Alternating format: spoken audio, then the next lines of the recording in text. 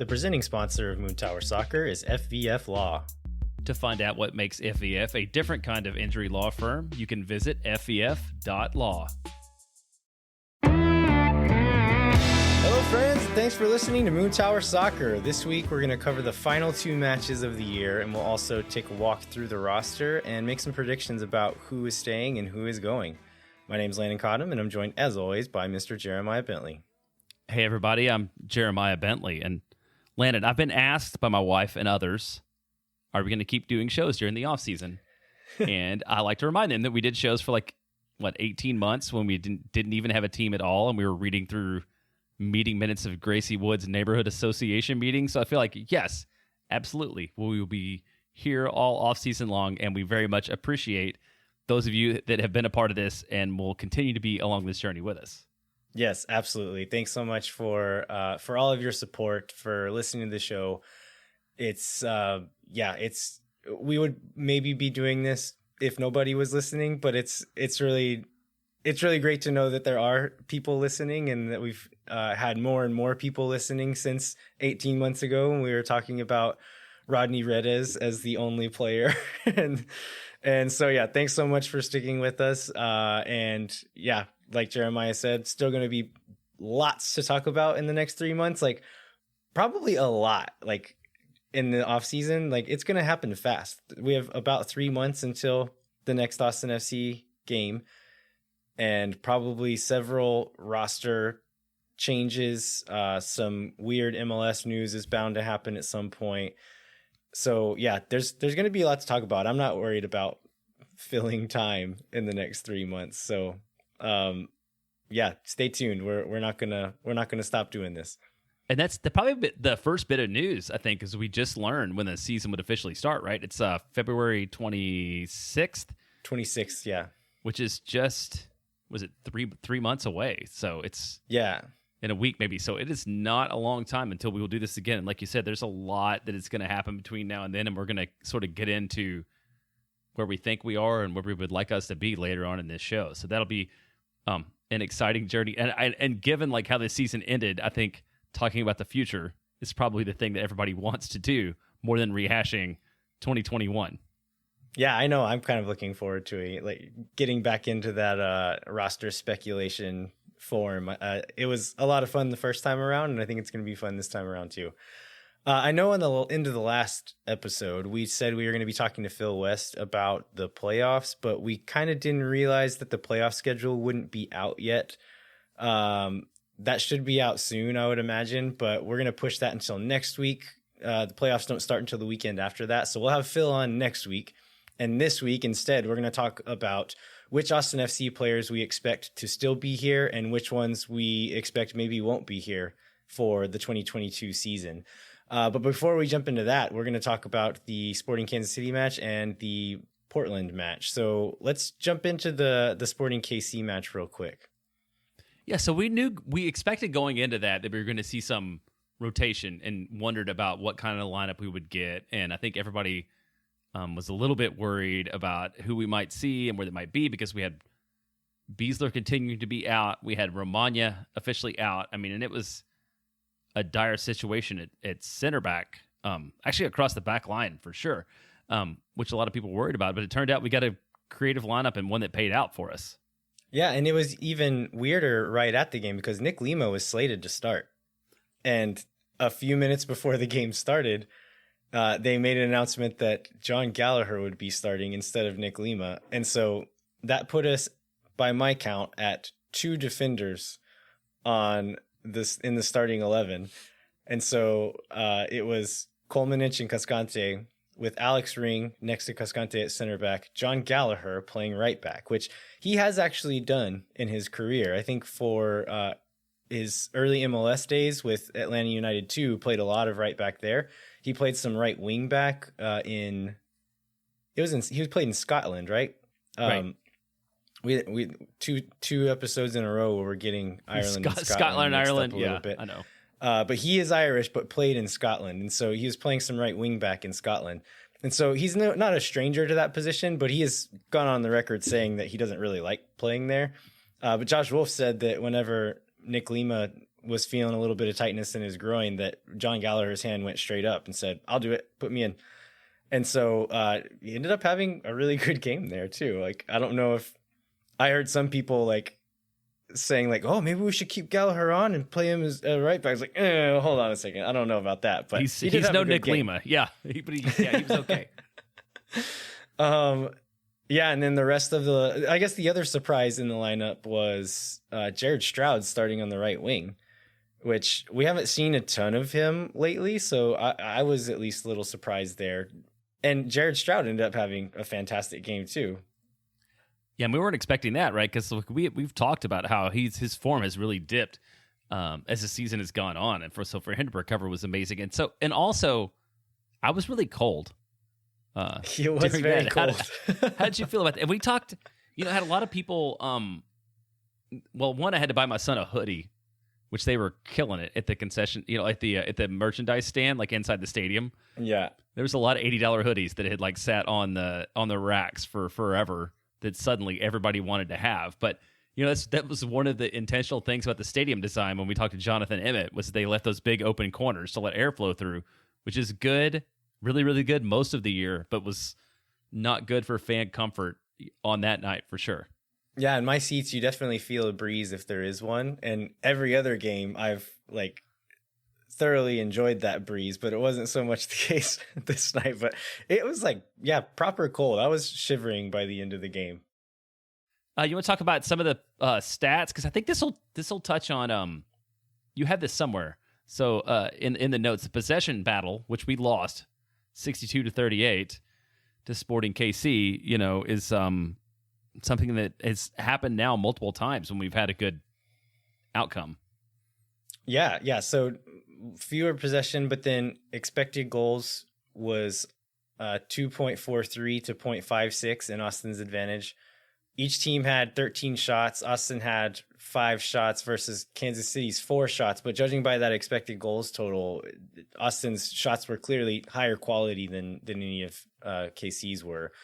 And the Jeremiah Bentley stat here, 7 of 13 shots were from inside the box, which and all 3 of the goals were from inside the box. So again, if we get shots inside the box, we're going to win. That's what it comes down to. Although it was a little bit lower than it has been some other games. So we appreciated that. I mean, the first shot in the box came to be, is it the earliest goal in Austin FC history? Is that what we got? It is. Yeah, it was like 35th second or something like that. But yeah, very early goal. It was Sebastian Driussi was the one who finished it, but the run of play there was Jean Kolmanich was driving into the box to make a defender kind of make a decision, dishes it wide to Diego. Diego crosses it across the box to Stroud at the back post. Stroud heads it back across to the other far post, where Driussi runs in and heads it off the post and into the goal for, like you said, the earliest goal in Austin FC history. Yeah. And then also Diego set a record with that goal too, didn't he? Yeah, so he became the second youngest player to reach 50 goals and 50 assists in league history. And that was the other being Landon Donovan being the youngest. Okay, that's okay. I need to look that up, but yeah, that's a good person to be lined up with. And that was the what do we call it? The hockey assist, right? Is what Diego got there. That's right. Yeah. With the second assist, but yeah, good for him. And so that Stroud ball, like, does that count as a pass in your brain? I mean, I think it was. You think he was trying to pass it off his head? I think he was. Yeah, I think, but the angle it was at, I feel like it was an assist. I don't know that he was necessarily watching for Driussi there, but because Driussi kind of ran in out of nowhere to finish it. But Gite was there in the middle. I was watching Gite to see if he did anything special there, and he didn't do anything special really, but just by being there, those center backs were having to shuffle back and forth to mark him to make sure he didn't get on the end of one of those balls. And so just having a big presence in the box helped out a little bit, and Driussi was able to sneak in on that back post and finish it. But I think it was a pass, but he could have been trying to head it back across to that far post. I don't know. It wasn't far off from the goal, really, so he could have been trying to score. Yeah, it looked like a pass originally to me, and then when I went back and rewatched the, rewatched it, I was I was not exactly sure if it was, but hey, sometimes you just got to put a ball somewhere toward frame and hope good things happen. And they did. And in any case, Driussi's awareness to get there and put it in was excellent. Second goal comes in the 22nd minute. It was Julio Cascante. So this one was from a free kick, a pretty long distance, like 40, 50 yards. Would you say? It was pretty far out there, off near the left sideline. And John Kolmanich takes it, whips it in with a ton of curve, a really beautiful cross in from that free kick. Julio Cascante is running towards the back post and does a really good job of like looking up and noticing where the ball was and kind of leaning his body back in a really bizarre position, but plays it. It kind of looked like it comes off of his face, right? Yeah. It was really, I didn't appreciate that on the first watch either. Exactly how the movement he made and like how he got to that ball. It looked a little bit accidental on a couple of angles, but if you watch the angle they showed in the broadcast where they showed several angles of it, it was intentional to get a touch on the ball and did really well just to even get to it. And that's all it needed was a touch with that cross that Jean put in. Yeah, so then we reach halftime, excited, rocking. I appreciated the supporter section and the fact that they kept throwing beer and water during Cuervos, even though it was freezing cold. Yeah. And my son was very happy to be outside of that section now. And then the supporter section was rocking that night. They were excellent. I thought that was maybe the best they've been all season, or like one of the best that they've been all season. It was a lot of fun. Yeah, and I was talking to Dallas Teston before the game, and he was worried that it was just going to be us because it's like a Wednesday night and we have nothing to play for. But really, the crowd was pretty good overall in terms of showing up. And yeah, definitely supporter section rocked. And then as the game went on, I mean, the whole stadium got into it. You know, they were standing by the second half for sure. Yeah, so second half, the third goal comes in the 60th minute. And this was a really nice finish from Jared Stroud once again. So Diego Fagundes is running it at goal, looking up, trying to find an option, plays it through a few SKC players to find Stroud in the box. And Stroud just kind of, I know we've criticized him several times this year for kind of hesitating and being indecisive on things. This time it seemed like unintentional hesitation and was going to make Tim Melia, the keeper, make a decision. And Melia kind of comes and goes down, and Stroud strikes it right as Melia's going down to his left, and he plays it over Melia's right side to the far post. It's a really nice finish to the back post there. Yeah, so and then KC, I was going to say KC got one back from Johnny Russell, who we talked about. He was the other confusion between Ireland and Scotland. And so Scottish player Johnny Russell got one back at 65 that made it 3-1. Do you want to talk about that goal a little bit? Yeah, really nice header from Russell there, but I think Jean got caught sleeping a little bit on that back post.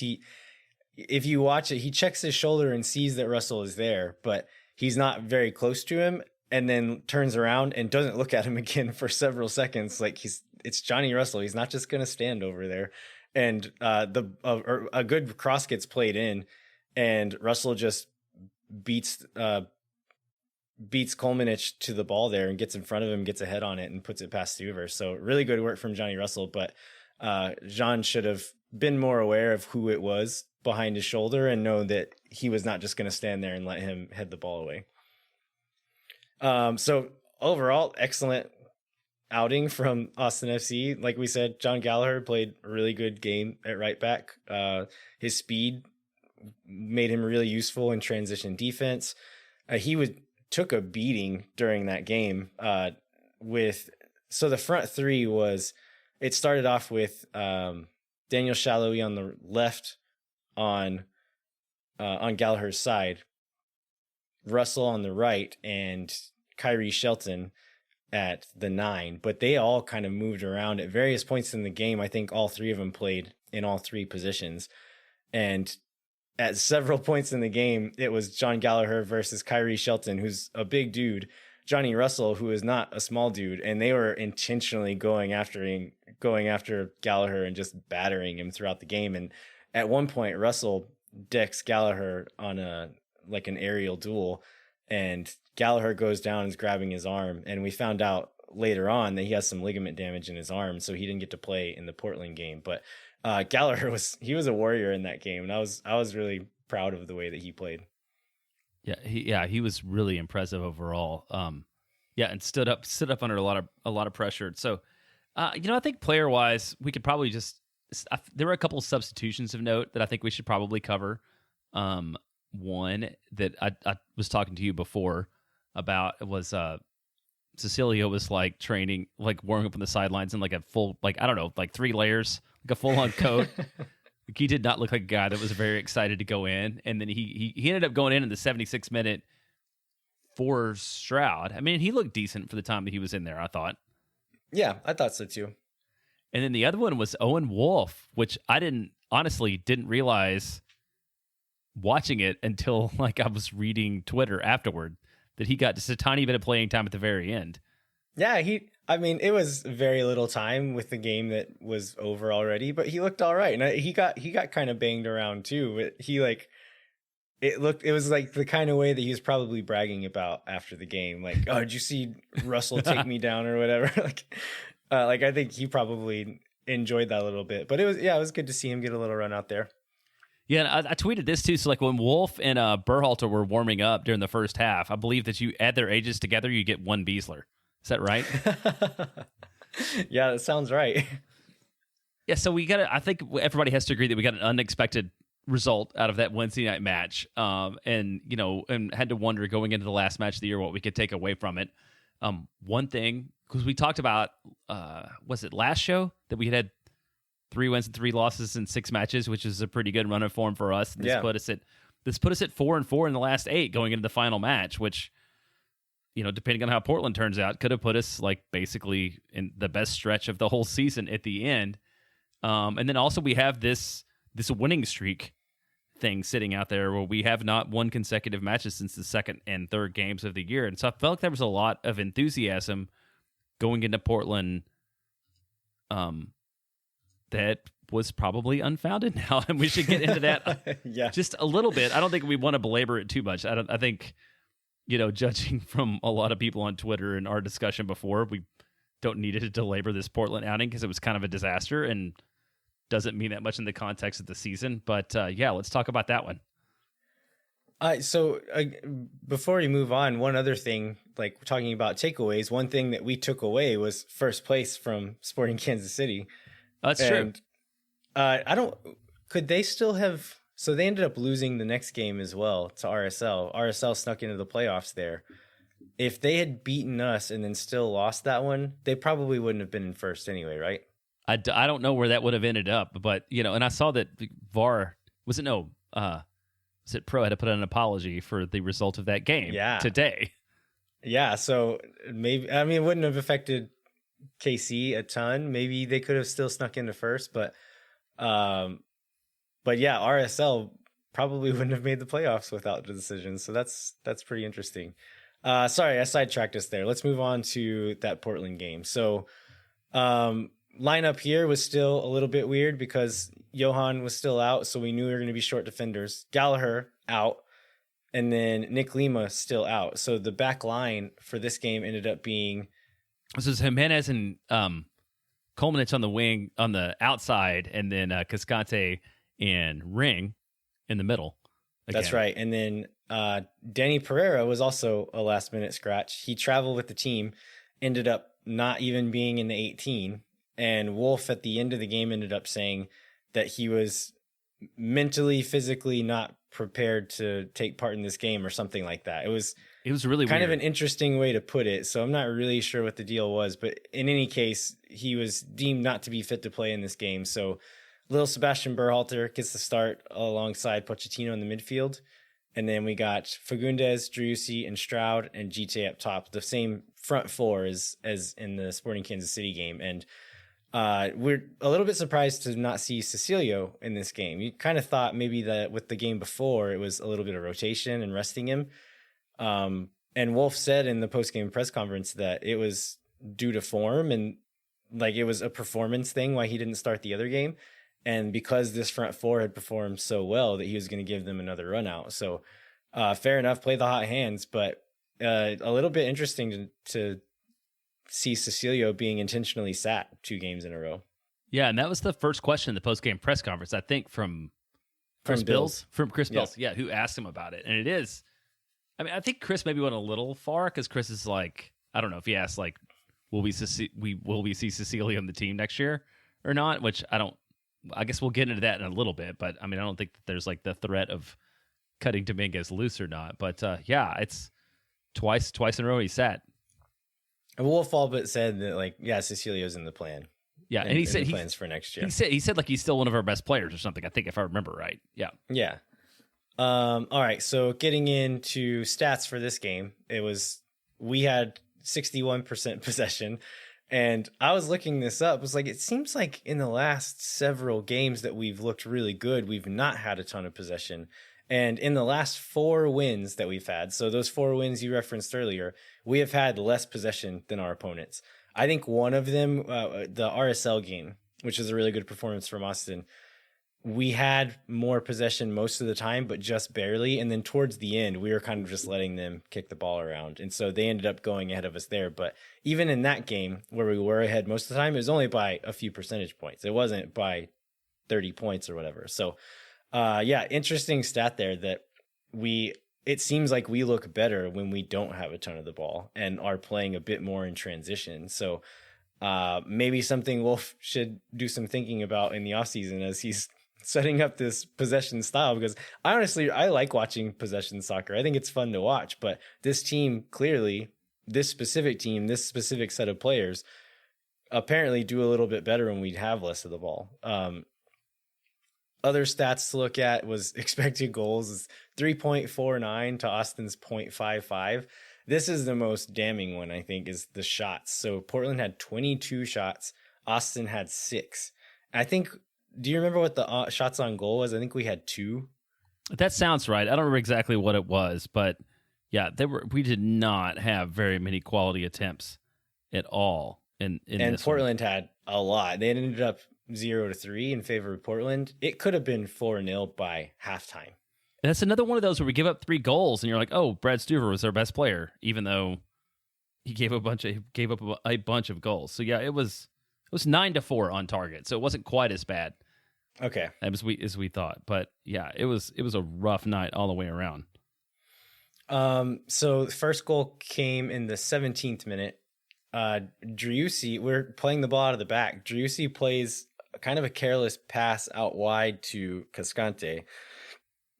Cascante gets to the ball first, but instead of just booting it and kicking it long, he tries to like do a little skip dribble past their winger, who picks his pocket, takes it, they cross it in, and Driussi, who played the errant pass there, I think Cascante could have fixed that, right? But he didn't.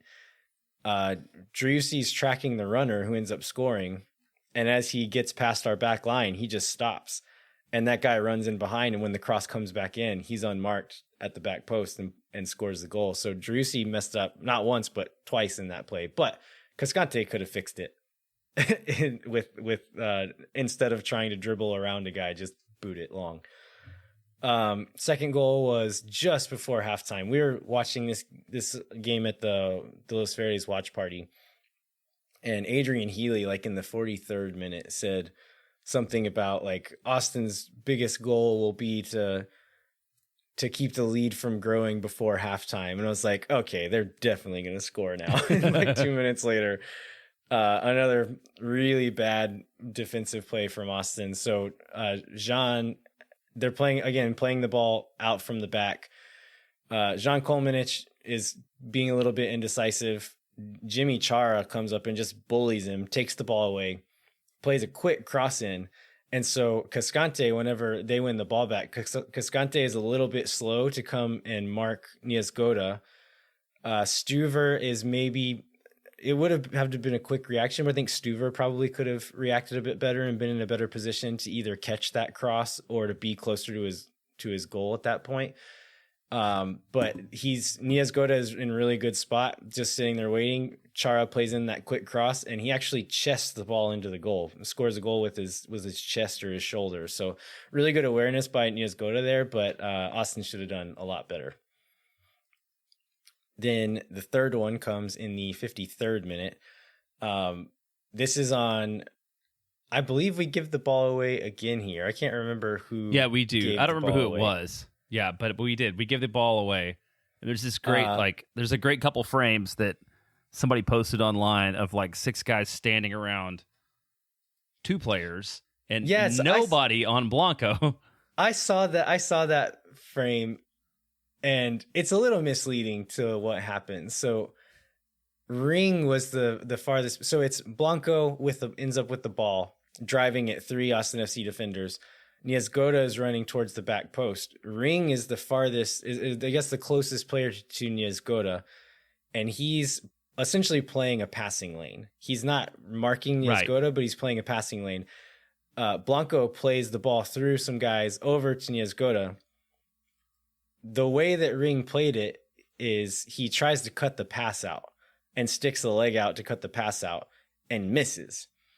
If he cuts it out, he's the hero, right? And that's where he was positioned to do, but he misses, therefore leaving Niezgoda one-on-one with Stuver. Niezgoda tries to chip Stuver. Stuver gets a little bit of a hand to it, and it just falls right at the back post to Blanco, who continued to run and just taps it in at the back post. But if Ring's positioning was okay, if he reacts fast enough to cut out the pass, or the safer thing to do would have been just to turn and run and mark Niezgoda, and then he's in decent shape. But the fact that he makes the risky decision to try to cut that pass out and fails to do so, and he just puts everyone else in a terrible situation there. Austin really only had, like we said before, really only had a few chances. There's a really good chance early in the game. I think we were already down 1-0, but somebody played a little chipped ball over the top to Diego running in behind, and he heads it, and it goes straight at the keeper. But that was a really nice play. There's 1 or 2 other chances that looked good, and that was about it. Yeah, so I guess that's probably enough about this match. Do you want to cover do we need to talk about any players here before we just kind of get into like the ultimate result? Like, is there anybody uniquely who's a performance you want to cover just in Portland and not in the context of the whole season? I think there's probably a couple of contrasts in performances between these 2 games. I think namely Alex Ring and Jared Stroud. So Alex Ring against Kansas City, playing at center back, out of position, looked really good. Like, had a really good performance at center back there. Was not necessarily the case against Portland. There's several times where Alex Ring seems to be the kind of guy that if something's not getting done the way he thinks it should be, he just decides he's going to go and do it himself. And I think he decided that about the number 6 position against Portland, where I'm playing center back, but I don't really like how Pochettino and Berhalter are playing, so I'm just going to step up and also play the 6. Right. Well, you just talked about like that risk he took on the goal. Yeah, I can see that too. Like he's got a lot of fire, and he's an emotional player. And when things are going well, that's good, and when things are going poorly, maybe that doesn't always lead to the best outcomes. Yeah, so he was poor. Jared Stroud, I thought wasn't just terrible against Portland, but it was a lot of the stuff why we started complaining about Jared Stroud early in the game or early in the season. I don't know who coined this term, but the horseshoe of sadness was a description of how Austin played a lot early in the season, where we'd have 70% possession, but a lot of it was just passing it in a U shape around the perimeter, never really getting in any dangerous positions. I think Jared Stroud has been, and in this Portland game was, one of the worst offenders of this. And one time it led to one of the goals. Not completely his fault, but like started the move to one of these goals was just like telegraphed back passes by Jared Stroud. After the Kansas City game, I even heard a few people say online, like, oh, we should have been playing Stroud more all season. I was like, oh, Stroud played himself out of a starting position early in the season. But I didn't think he was great, especially coming off of that excellent performance against Kansas City. I think another guy who didn't play great is Sebastian Berhalter. We'll talk about him a bit more in the second segment where we're discussing who is going to stay and who might go, but I didn't think he helped his cause there any. Yeah, I would agree with that for sure. And I don't remember if we mentioned this on the show, but when we ran into him at the 4ATX Foundation Gala, my wife thought that he was like a guy that worked there. Like he was a waiter. And I feel like he played a little bit like a waiter who happened to have wandered onto a soccer field against Portland.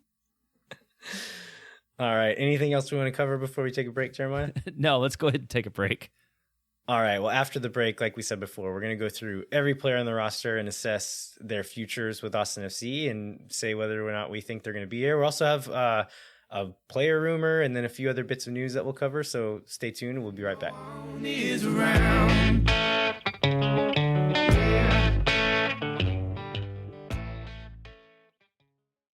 Moon Tower Soccer is brought to you by our friends at FVF Law, the official injury lawyers of Austin FC. FVF is a different kind of personal injury law firm dedicated to community, transparency, and client education. And we just got our FVF email newsletter, I think yesterday maybe, and it had the community part of it was covered well, so I wanted to bring that up. So they covered they talked about going to Cook for Ronald McDonald House, Charities of Texas, nice. Which is a thing if you haven't done, it's like a really rewarding experience to be able to go and like make meals for the families, and so it was cool to see FVF doing that. And I think they also did something with Integral Care, which is an entity that works to house, feed, and heal the homeless, and they work with that group too. So it's nice to see them actually having specific examples of how they're giving back to the community. All right, you can go to fvf.law to find out what makes FVF a different kind of injury law firm and why understanding your legal options can dramatically change the outcome of a case. Once again, that's fvf.law. All right, I think it's time to talk about some hot sauce. Let's do it. Let's talk about Teardrop Pepper Company hot sauce, which I just saw. If you live in Austin and you want Teardrop Pepper Company hot sauce, we live in South Austin, you want Teardrop Pepper Company hot sauce, you can get it at Callahan's General Store, which I just saw that they put on Instagram, which is it's a pretty cool little place in general. But if you want to pick some up, go down there and check that out. Teardrop Pepper Company has finally created the perfect recipe right here in Austin, Texas. Their all-natural, award-winning hot sauce has a delicious blend of flavor and heat, enhancing your favorite foods and leaving you wanting more. So whether you like the zesty kick of golden habanero or garlicky smoothness of supreme serrano, it's the best way to spice up your, not just Austin FC pre-match meals, but anytime you want to do it now that we have no more pre-match meals.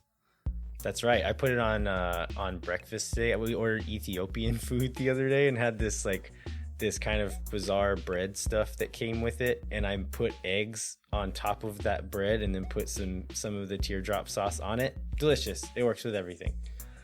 Yeah, Teardrop Pepper Company has 2 unique flavors available, and you can order from their website, teardroppepperco.com, or from their social media pages, or from Callahan's, or from other places around town. Use offer code GOAL, that's GOAL, to save 10% off your order. Put it on everything, they'll make more. All right, we are back, and we're going to talk about every Austin FC player and whether or not we think they're going to be here next season. So we were kind of talking earlier about how we should break this up. We're going to come up with some kind of categories to put them into. And what we ended up with was 4 categories. So, and it's kind of 2 categories with a part A and part B, but it's who's staying that we're happy about. So like they're staying and we're happy they're staying. Who's staying that we're sad about. So they're probably staying, but we don't necessarily want them to. Who do we hope stays? Who, like, the rest of it is going to be essentially who might leave that we hope stays and who might leave that we hope does leave. And so we're going to kind of go through the list and put categories into one of those, put players into one of those 4 categories. So we'll just go through the list that I've made, and then Jeremiah, you just tell me if you had that player in a different category, and we can kind of talk about why we put them where we did. Yeah, and that sounds good. And the reason we can do it this way, the reason we have to do it this way, is that nobody really knows like the lengths or terms of any MLS contract, and we're basically from the people who are staying, we're still really kind of guessing. I mean, in a way, from things that we've heard. But I know somebody was asking maybe on Twitter or somewhere earlier, like, what do we know about where we are related to the salary cap or anything like that? And you said nobody knows. Like nobody knows. This is all speculation, and some of it's very informed speculation based upon contract status, and whatnot. But yeah, this should be an interesting journey through the roster.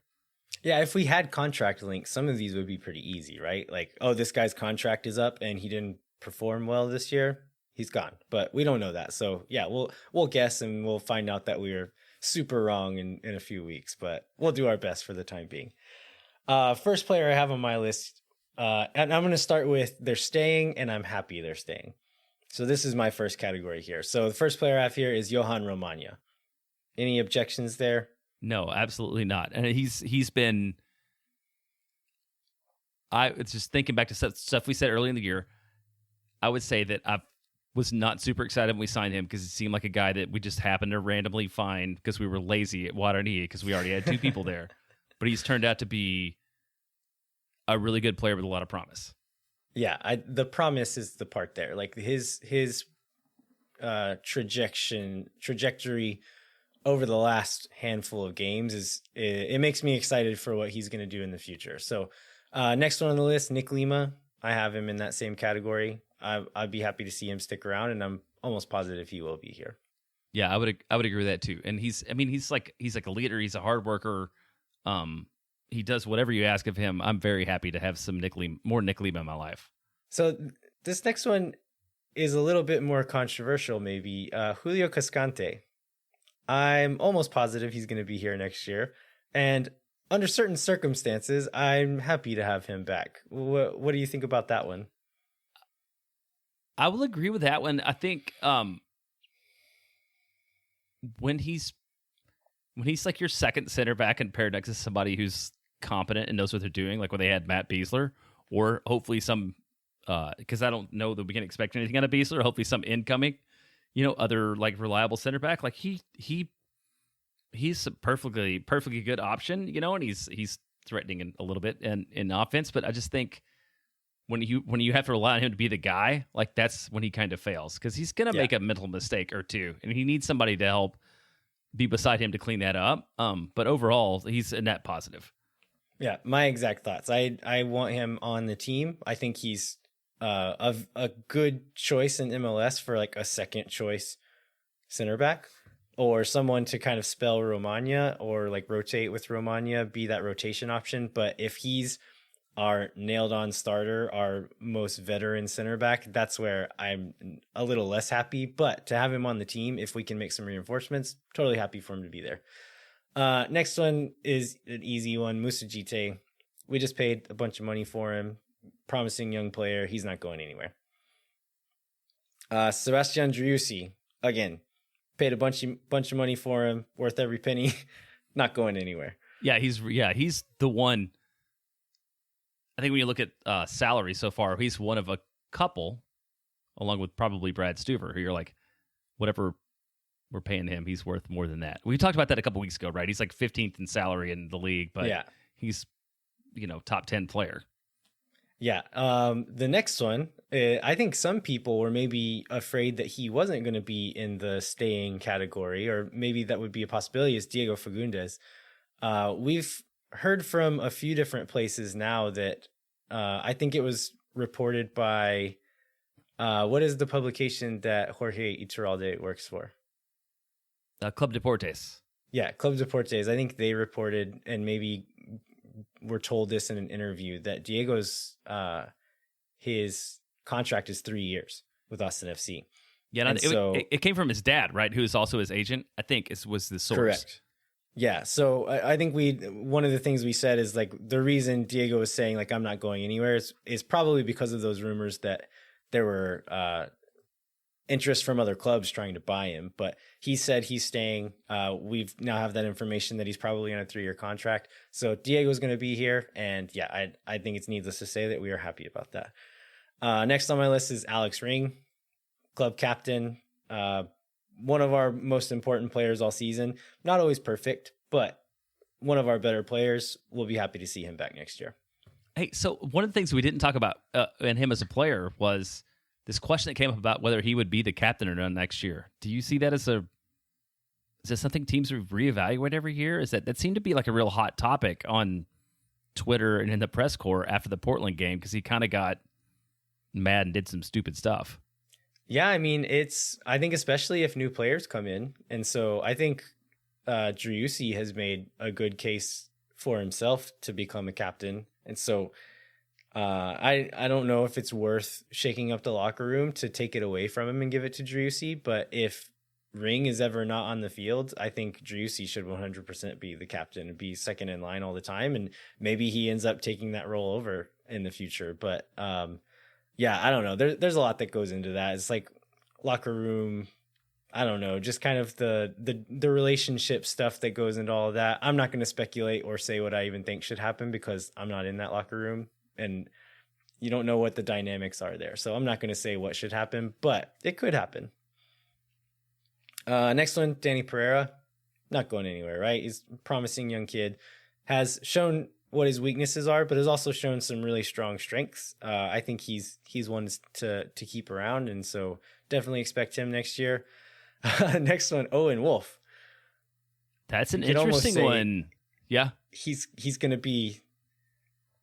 So wait, you said an interesting one. Why do you say that? Oh, I didn't know we were the Owen part of the show already. But I mean, I think, yeah, he'll be around because he signed a first homegrown contract. That's right. And I thought it was a little bit, yeah. Even if his dad's not around, Owen's with us. Yeah, and so he kind of fits in the. I mean, we'll see what he pans out to be, but like because of their contract status, and it's the same with Pereira being a Generation Adidas player.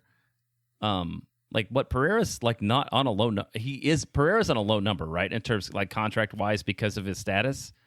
I mean, his money is only 100,000. So okay. I think it's because he's a college player. Like he was never going to make a ton of money because he was a college player, and so. After a first season, maybe he could have negotiated a bit higher than that, but because he's coming out of college, I think we didn't really have to pay him a lot of money. Yeah, and then on Wolf, what I was going to say is like it's just I understand why he's like our first homegrown player, but for when he comes into the game to be like, oh, Austin's first homegrown player gets in a match and like shows some results of the academy when he was never really a part of the academy, it was like a little bit annoying. I guess that's what I was going to add on that. Yeah, he's played, I think like 2 or 3 games with the academy at this point. To be fair, he is the best player in the academy, but our academy had nothing to do with that. Right. In any case, I'm glad to see that we do have some youth depth coming in, and that like he is developing within the team now. So I think we could still have some bragging rights if Owen Wolf ever turns into a real player. Next one, Ulisses Segura.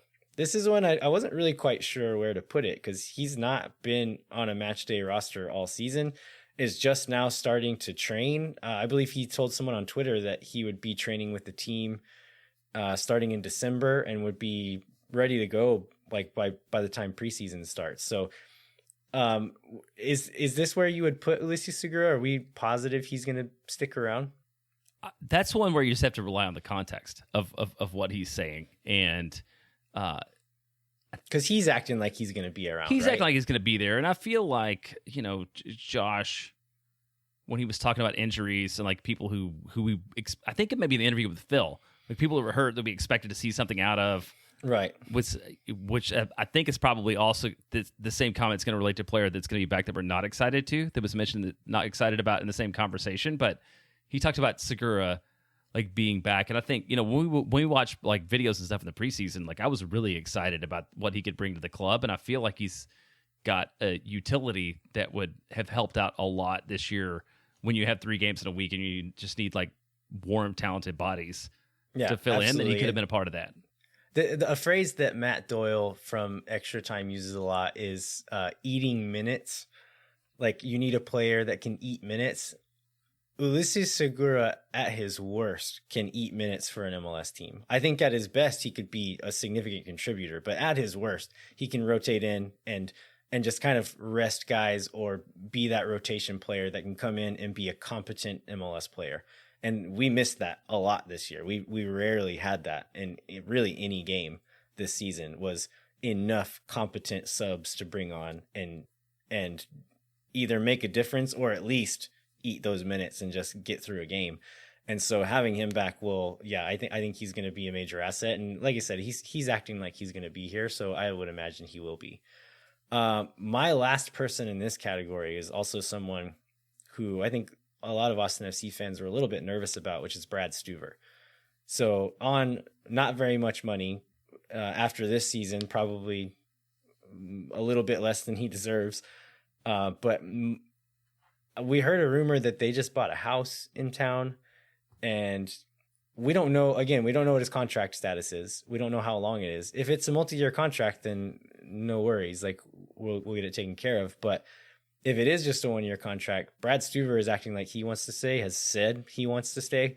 And because he's on such low money, you could essentially double his salary and still be paying him less than what our backup goalkeeper makes right now, and less than what a lot of like I'd say lesser goalkeepers are making than him right now. You could almost triple it and it would still be less than some of that. So I think it's not going to be that hard to convince Brad Stuver to stick around, even if he was on a 1-year contract. Did you have anyone else in that category, Jeremiah? I don't. Well, I want to talk about. Well, I don't know if they're going to be on your list, but I want to talk about somebody who I thought might be, and then it's Matt Beasler. Yeah, I would have assumed he had a more than 1-year deal when he came to Austin, but I also feel like he may be done playing soccer in MLS. Like, what do you think about him, or where do you put him? So I actually put him in the might leave, and I kind of hope that they do. And just like I respect the hell out of Matt Beasler. I think he's had a hell of a career. He played some really good minutes for Austin FC this year, but his legs are clearly going. His health is a concern at this point. If he missed this much of a season with concussion stuff, I would be very surprised to see him come back at this point. And if he does, I would have major questions about whether or not he should come back. And so I wouldn't be surprised to hear that he's going to retire after this season in the next week or two. I have no information on that. That's not tipped off or anything. It's just kind of guessing after not seeing him play for so long. But I would be a little bit worried if he did come back and said, yep, I'm going to be ready to go again next season. And we're essentially taking a risk that he's going to be able to play any significant number of minutes in 2022. All right, let's move on. Yeah, move to the next group. Yeah, the next group I have here is staying, and I'm sad about it. I only have 3 players in this group. How many do you have? Gosh, man, I only had 2. So let's see who they are. Oh, interesting. Yeah. Okay, 2 of them are designated players. So the first one, Tomas Pochettino. You're sad about Tomas Pochettino staying? I guess I'm not. I haven't seen enough out of him, and I do not believe he will be a designated player in the future. To where like I'm okay. I'm okay with. I would say staying and okay on Pochettino, and I forgot him. That's my qualifier there. If he continues to be a designated player for us, I would be a little bit disappointed. And it's all contextual, right? Like if Tomas Pochettino is making $250,000, I would think differently about this. But he's not. He's making close. I don't remember what it's between $600,000 and $700,000 a year. And so, if he were to leave, I would be like, okay, great. We could probably spend that money again and maybe do a little bit better. But I think he's clearly talented. I think he could still kind of turn it around a little bit. But I can almost guarantee he's going to be here just because we paid money. I think this is going to be the case for several guys, but we paid money for him. Like we paid a lot of money to bring him here, and therefore Austin FC is not going to let him just walk away unless they can recoup most or more than what they spent on him. Next guy, similar category, Rodney Redes. Did you have him there, or did you have him in a different category? Yeah, I forgot about Rodney Redes. I did not have him there. Again, we spent a significant amount of money on him, which is why I'm almost positive he will be here next year. But his performances have not shown that he's necessarily worth that money. He just had that knee surgery. Maybe that changes everything. Comes back a new man, a little bit older, a little bit more mature, a little bit more experienced and healthier in 2022. I don't have a ton of faith that's going to be the case. But I think you said that from like your time watching him play at Wadaneen, right? Yeah, preseason I wasn't super high on him, and then he did really well in preseason. I was like, okay, maybe I'll have to eat crow about this one, but not so much at this point. But yeah, I don't think he's going anywhere. He's a young prospect that they spent a lot of money on, so I don't think they're going to let him go without getting some of that money back. Okay, so the other guy I think we agree on, Danny Houston, right? Oh, that's not who I have there. Is that not who you have there? Okay, yeah. No. Danny Houston, my other one. I put Cecilio here. Oh. And I'm honestly like letting like Austin FC fan and our listener voices influence some of these picks, just because I've heard a lot of people say some of these things. But I've heard a lot of people say that like we should get rid of Cecilio, blah, blah, blah. And it's like, okay, easier said than done. Again, we spent a lot of money on him. He's not going anywhere. Like, we're not going to let him go for free unless someone comes in and gives us an offer we can't refuse. Cecilio Dominguez is 100% going to be on this team next season. So my take on Cecilio is, I mean, I'm fiercely ambivalent, I guess, at this point about Cecilio, but I mean, I see the potential, which I know is the story of his life. Is it like people see the potential in what he can be and they give him a bunch of money and he doesn't really live up to it. And I guess it's where I am right now. It's like, yeah, when you like Cecilio at his best can make a big difference and he's a game changer. So I don't want to give up on him after one season of what he's done. So I did not have him on that list, but I did have Houston on it because Houston's making more than Pochettino. If you're talking about a guy that's like made a bunch of money and hasn't contributed at all, and I don't feel like contributed that much whenever he was healthy. So he was my other, like, I don't think we can get away from him, especially given what Josh Wolf has said, because we don't know his contract terms, but he seems to put a lot of stake into Danny Houston being part of the club in 2022. So I am going to be sad to have him back.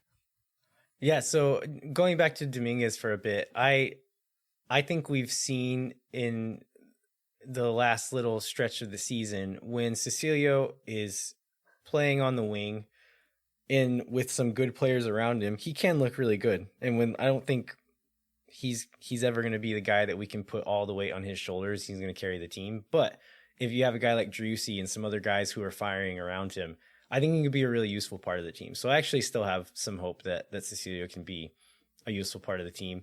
With Houston, I put him on. The reason I didn't have him here is because I had him in like the might leave category, because we did not spend a bunch of money on him. His salary is fairly high, but we didn't spend any money to get him. He was an expansion draft pick. So I think worst case scenario with him, if he's on a 1-year contract and we can just drop him at the end of the season, easy enough. He's just gone. If he is on a longer term one, like you said, Wolf has hinted at the fact that he might be back next season. And so we could see him back. If we could sell him or whatever, excellent. But if we can't, there's a buyout option within MLS that in the off season, you can buy out any player from your contract. You essentially just pay the rest of whatever their guaranteed contract was, and they're gone. And that does not affect allocation money or salary budget or anything like that. That's just out of Precourt's pocket at that point. And so we would pay Danny Houston his salary for the remainder of his contract, but I'm guessing can't be more than another year. If it is, maybe that makes it more complicated. But if it's one more year, you pay him his $700,000, and he's gone, and he's not your problem anymore. It doesn't affect your salary budget. So he's easier to get rid of if we want him gone, which is why I put him in the might leave, but I wouldn't be surprised to see him here next season either. All right, next category. Might leave, but I kind of hope they stay. Actually, you want to do that one last so we can end on some positivity? Yeah, let's do that. Let's say might leave. Yeah. Let's stay negative for now. Might leave, and I hope they do leave. First on this list is a goalkeeper, Andrew Tarbell. Nothing against Andrew Tarbell. I think he's an all right keeper. I just don't think we should be paying our backup goalkeeper that much money, and could get a competent backup keeper for quite a bit cheaper, and we could use that money elsewhere on the roster. Yeah. I mean, we might have to get somebody else, but we've got two other goalkeepers hanging around too, who both might be on this list, but we'll see. The next one, so might leave. We're still in the might leave, and I kind of hope they do, is Manny Perez. Did you have him in that section? Absolutely, I did. I mean, are we going, like you talked about, going like highest to lowest in this? Is that right? Is he like the person you second most want to see gone? No, Okay. it's less highest lowest and more like least controversial to most controversial.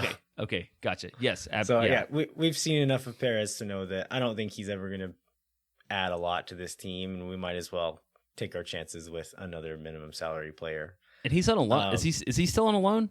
I think technically, yeah, I don't it was it seemed like kind of weird circumstances to me. Like, I don't really understand what his deal is, but it doesn't seem like it would be someone difficult to get rid of if we didn't want him on the team anymore.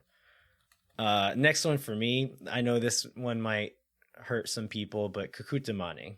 He was gonna be my next one too. That's why I asked about like sort of highest to lowest, because like I feel like he's a lot of dead weight. Kid. He's like kind of a nice like fuzzy warm story, and I really like the story. I like Kakuta. He seems like a great dude, but he's not very good at soccer anymore, and I don't want him on the team. He offers nothing, and I just and he's not on that much money, right? Like he's a veteran minimum. Yeah, like 82,000 or something like that. But again, like we know exactly what he is. There's no surprises left within Kakuta Mane's game, and I don't feel like any of it's that good or adds anything to the team. So I would much rather them take a gamble on a young guy and use that minimum money on a younger player that might have some surprises left in them, and take a chance there. But I would be actually a little bit upset if Kakuta Mane was still on the team next year. Next one I have is Jared Stroud. You feel like, is that controversial after the Kansas City game? I mean, I feel like it's controversial. I think a lot of people like a lot of what Jared Stroud has to offer, but I would see where you come from. Where like that's a guy that if you have a deep roster, like he shouldn't be playing very much. Yeah, that's true. And I there are parts of Jared Stroud's game that I really like.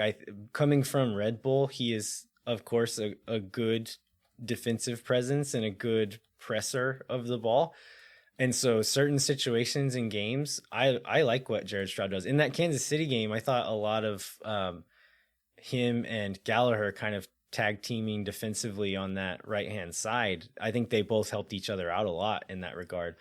And so Stroud looks really good in a lot of ways, but if we're going to try to play possession ball where we're essentially trying to get wingers one-on-one with guys, Jared Stroud's not going to create stuff one-on-one against the defender most of the time. And so I just don't I don't know how much use he is to what Josh Wolf wants to do. If we can bring in some, Stroud's not on that much money. So if we can bring in some other guys that cut his minutes down and we're not relying on Jared Stroud, I'm happy for him to be on the bench and just like a very specific role player kind of guy. But if he's playing significant minutes in 2022, I think Austin's going to be in trouble. My last guy on that list, the most controversial one, we've already talked about him, but Matt Besler. So that's all I had for that category. So I will add another one, and we don't know anything about him, but like Aaron Schoenfeld. Oh yeah. I mean, I guess we don't know anything about him, but what he played, I think he played like 7 games in 2020 or something. Like he was not a terribly he played. They were like a pretty important role player for Minnesota in a time when they had some injured strikers and did decent in those games. So I actually put him in the could leave, but I hope they stay, just because I mean if we bring in some other strikers who push him out, I'm not going to cry about that. But Schoenfeld is shown to be a perfectly capable emergency option at striker. And so I could go either way, but he's not done anything to make me think he shouldn't be here other than be hurt all year. But that's one, just kind of depending on whether the roster moves are made, I'd be happy for him to stay if he's our third choice striker. And he's also the first person that didn't get green smoke when they signed, which is forever. That's right. Forever that. Okay, and then I'll bring up one more name, and that is little Sebastian. Oh, okay. Yeah, this is another one that was a little bit on the fence for me. So again, situational, depending on who we bring in. If little Sebastian is our second choice defensive midfielder, I don't think that's very good for us. But if he is third choice and just like an option off the bench to come in every once in a while, I'm fine with that. He's on very little money. He will have I think he still has homegrown designation, doesn't he? He does. So it doesn't count towards our salary budget. So for that reason alone, and seems like a good dude. The other players seem to like him. So young guy, I think he will be a decent player by the time he's fully matured. But depending on who we bring in, if we can bring in someone that's like a proper 6 and Ring and this other player can cover the 6 for most of the season, I'd be happy to keep him around. But if we don't do that and he's the plan to be our number 2, like our second choice number 6, then I wouldn't be very happy with that. All right, any others that you hope leave? Nope, you've covered my list. So let's see who we hope stay. Okay, could leave, but I hope they stay.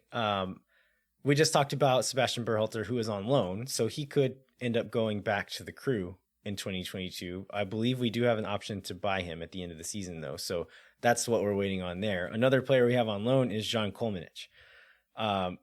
I would have put him in. I mean, it seems like a guy that they would want to keep around the next season, but because of that loan deal, maybe they won't. Maybe they decide he's not worth that money.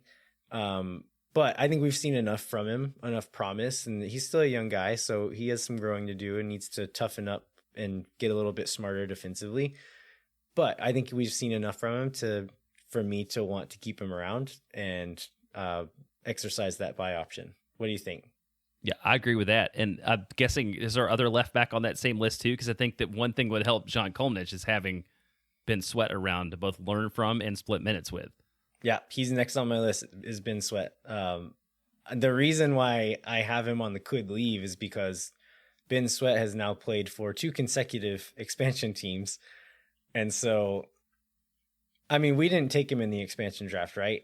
Didn't we trade for him? We did. Right. Okay. So yeah, we didn't take him in the expansion draft, but he seems like the guy. We'll do this on a future show as well, but Austin will get to protect probably 12 players in the expansion draft. And I'm not sure Ben Sweat makes that list, right? So it's completely possible that Ben Sweat gets taken in the expansion draft and is playing for Charlotte next year. I hope he sticks around. I thought he looked decent in the preseason games we saw, and was it just one MLS game that he played in? Well, one game in 20 something minutes in Denver, if I remember right. Okay, so he got hurt in Denver. Yeah. Okay. Yeah. So yeah, I thought he looked decent, and again, yeah, just to have a more veteran presence, a more defensive presence to spell Kolmanich there and kind of rotate in and out there, I'll be very happy to have him back next season. Next on my list, Jon Gallagher. I feel like I love that guy, and he's the guy I'm most worried about not coming back. That he's going to get more money somewhere else, or he's going to get be unprotected in the expansion draft and get picked by somebody. But yeah, for sure, he's my number one worry about who we're going to get back, who would like to have. Yeah, same. He's high on that list for me as well. I think, again, like if Jon Gallagher is being relied upon to play a lot of minutes next season, maybe it's not a great sign, but I really like having him as an option off the bench, and especially that versatility he's shown, being able to play right back and played some striker, played on the wing. I wouldn't mind having him. He just seems like a good dude too. I really like him. Yeah. Next on my list, Oren Mackenzie Gaines the second. No, the third. Is he the third? Is he the third? I think that may be right. I don't know if I put enough I's at the end of the name here. No, the second. Oren Mackenzie Gaines the second. Okay. Yeah. Oren Mackenzie Gaines the second. This is another kind of conditional one. Like, he's on a minimum contract. I would imagine it's just a 1-year contract based on the circumstances in which he was signed. I think very easily see him leave, but I think we've seen enough utility out of him that if we get rid of some of our other winger options, that we could keep him around. And his speed alone, he's one of the fastest players in MLS and in world soccer to that point. But I wouldn't mind having him stick around and being kind of that role player winger that we see get a few minutes here and there. Next one, I have no real reason for this one, but Brady Scott. Uh, do we think he'll even be on the roster next year, or do we see him get loaned again? I think he may get loaned again, but he'll be with the team, so I think he fits in this category. Like, Yeah, so he'll still be like on the Austin FC. Like he'll still belong to Austin FC, right? But will maybe not be on any game day rosters. But you said he's not playing that much even in the USL. Is that right? He hasn't had a ton of appearances. I think it's like fewer than 10 this whole season. So even with he's at Memphis, right? I remember. I thought he was in Birmingham. Is he not the one that's in Birmingham? I think that's where Kleeman was. Oh, that's right. Yeah. Okay. I don't know. I think Brady Scott's at Memphis, but in any case, he's not played a ton. So honestly, maybe I'd rather see him get loaned out again, either to the same team if he's going to get minutes there, or someone where he is going to get some games under his belt, because that's what a young keeper needs, is to play. And so I don't know that he's much use to us as the third string or second string next year if he hasn't been playing at all this year. So hopefully a loan there, but keepers take a little bit longer to bake. So we might not really see many returns off of that one for a while. Next one is Hector Jimenez. Do you think, what do you think about him? First of all, do you think that he's going to be here? I mean, I remember he was really connected to Columbus, but really connected to Josh Wolf too. I remember, I think when we had, I can't remember who now, the Columbus guy, when we played them on the show. The writer, I can't remember his name right now, but I know what you're talking about. he talked about that connection that he had with Wolf. So I mean, I can see if he's going to keep playing, that he would keep playing in Austin. Yeah, I'm not necessarily worried about him wanting to stay here. I'm worried about like maybe the club whether we want him to let him go. Yeah. He's kind of that profile of player that ends up playing for like 9 different clubs during their MLS career. And so I could see they've talked about wanting to bring in some depth at fullback. So I could see them saying that, okay, we've got Lima and Kolmanich and Sweat on the roster, and we've got this other guy that we want to bring in, that maybe he gets pushed off and doesn't get kept around. I think his contract status could drastically change what that looks like. But I think one of his strengths is that he can play on either side. He can play left, right, or left back or right back.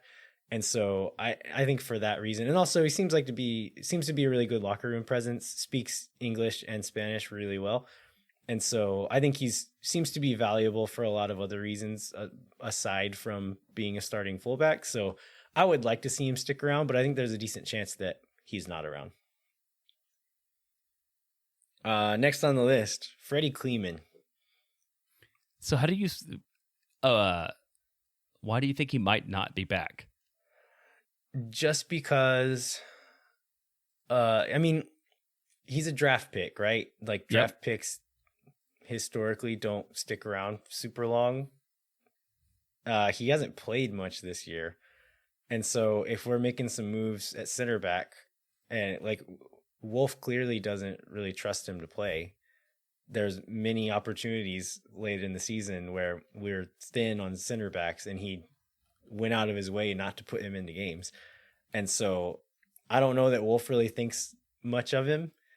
And because he's on very little money, like easily replaceable, I guess, is the category he falls in my eyes anyway.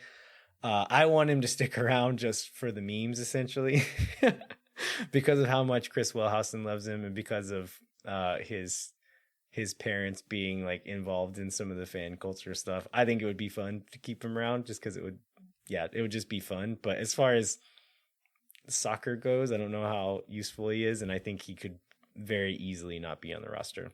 Do you think otherwise? Do you think he will be here? I mean, maybe I'm like I haven't understood the sunk cost theory yet, but I mean, he was the 11th pick in the first round of the Super Draft. I feel like that he would get more than 1 year's worth of a shot. But I mean, it comes a little bit to like Claudio and Josh, and like maybe Claudio thought he'd be a good addition to the roster, and now Josh doesn't trust him, and so we'll see how that plays out. Yeah, I just see like Super Draft picks below like the top 5 are fairly expendable historically speaking. Like, but didn't we trade? Didn't we like trade? That's what we had to like make a deal to select him, right? Because he was the 11th pick. oh, he was part of the Kamal Miller trade. So we took Kamal Miller in the expansion draft and then traded him. And what we got in return was $250,000 and the 11th pick in the expansion draft. And Freddie Kleeman turned into that pick.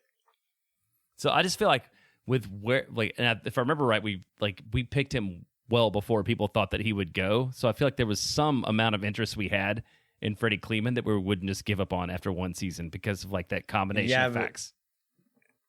It's a season of MLS experience that maybe that opinion has changed at this point. I mean, that's fair. So I don't know. Yeah, either way, he might still be here, but I wouldn't be surprised if he wasn't. Next is Aiden Stanley. Do you think that he's going to stick around? I don't have a strong opinion on Aiden Stanley either way. Like maybe he'll stick around, maybe he won't. Maybe I'll be sad about it. Maybe I'm not. I don't know. Yeah, I feel like he and Kleeman are both going to be victims or benefactors of what happens to the rest of the roster and who else they're able to find to come in. If they can find someone who they think has a higher upside or think is a bit more useful, and it's between them, that new person, and Aiden Stanley for that last roster spot, Aiden Stanley might get the axe. But if they don't make that deal work or whatever happens and there is a spot for him on the bottom of the roster, maybe he sticks around. So totally buy that. That's why I have him on this list, is that I don't think he's done anything to really change my mind one way or another that he definitely should stay or definitely should go. But yeah, I think he's definitely going to be one of the last names on the roster as they're making moves. The very last one I have on my list here, well, I have Aaron Schoenfeld. We already talked about him a bit. Will Pulisic, and as for no other reason but that he's Christian Pulisic's cousin, and I just think that's kind of fun.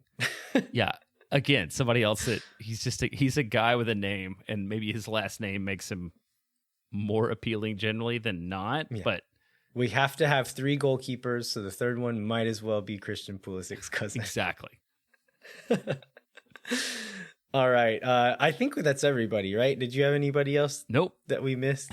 No, I hope that's everybody. I think we got through all. All right. Well, if history has taught us anything, it's that we're going to get all of these wrong.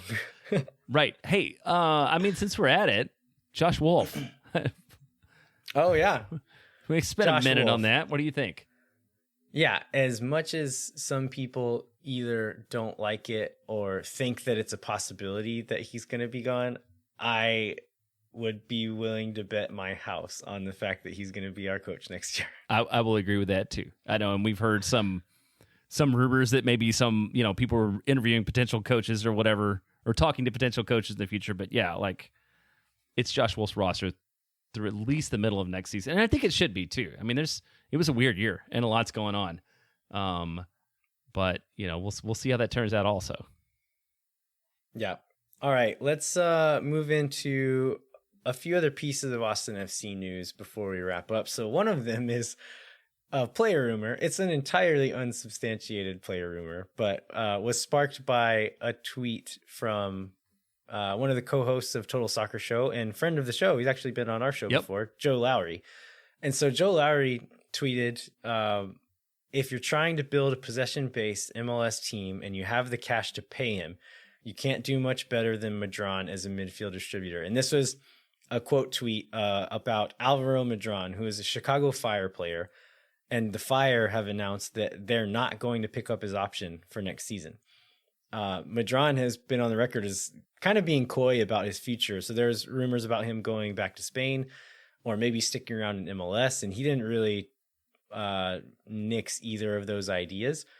But he is a 27-year-old Spanish midfielder. He played for Real Madrid's academy teams and for like their B and C teams, and then played for the Valencia first team. He had some loan spells for both of those, but has 77 La Liga appearances, which isn't nothing for an MLS player. He's kind of like just like a really classy number 8, like really smooth on the ball, passes the ball really well, can score a goal. But yeah, I think what Joe Lowry said is like, if you're trying to build a possession game, which is what Josh Wolf says he wants to do, I think this would be a good fit.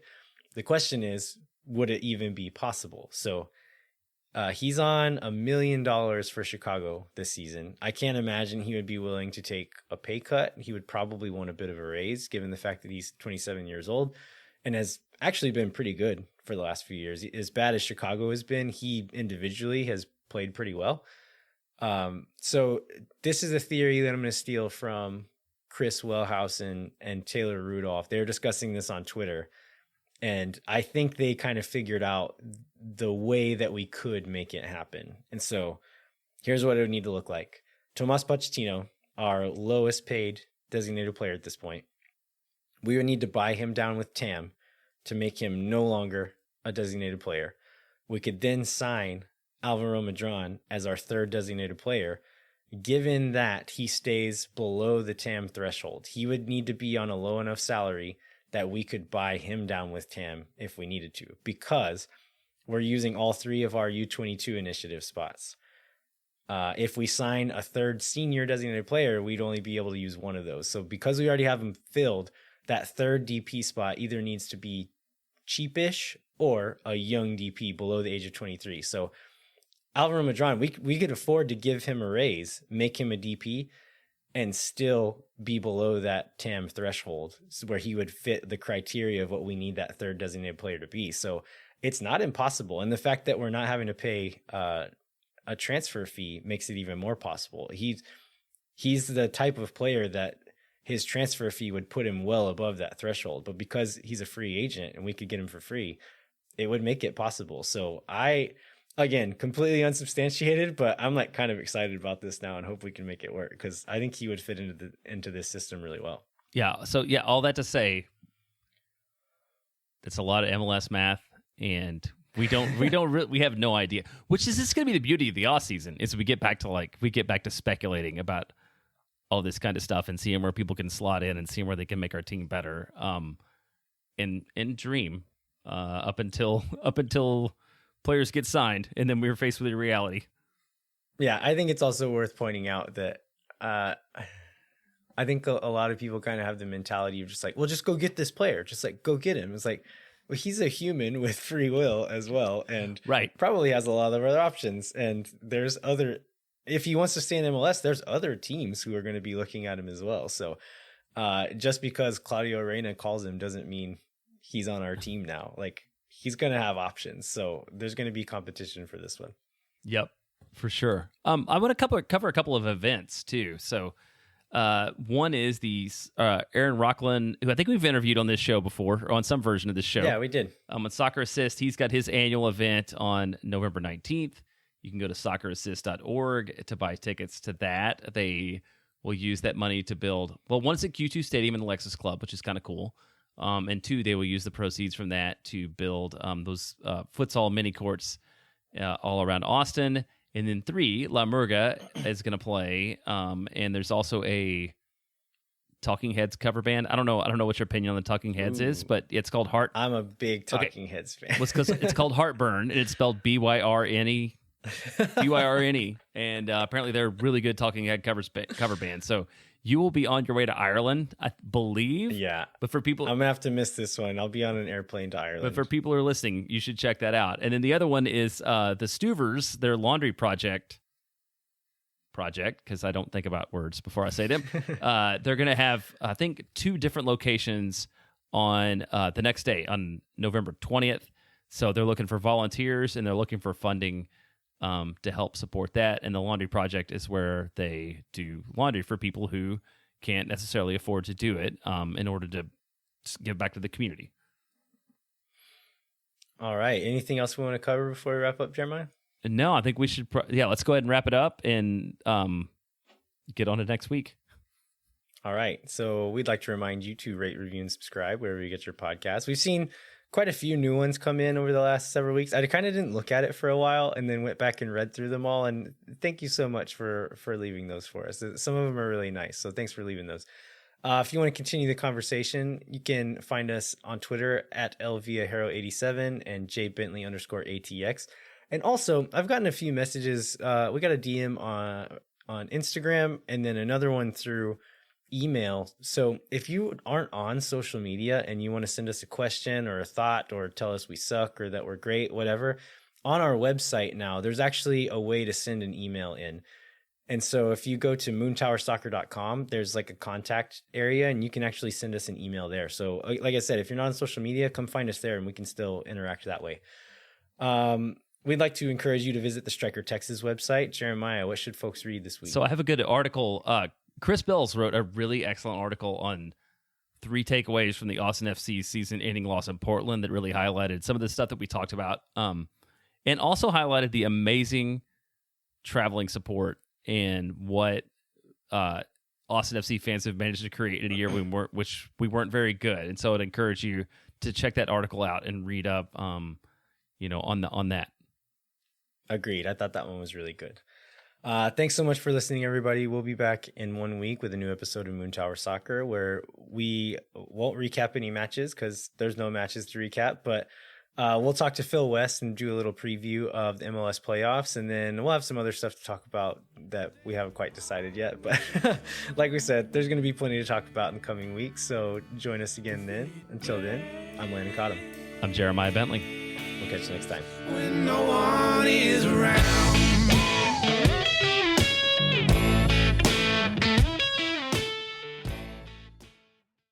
Muchas gracias. Bye bye.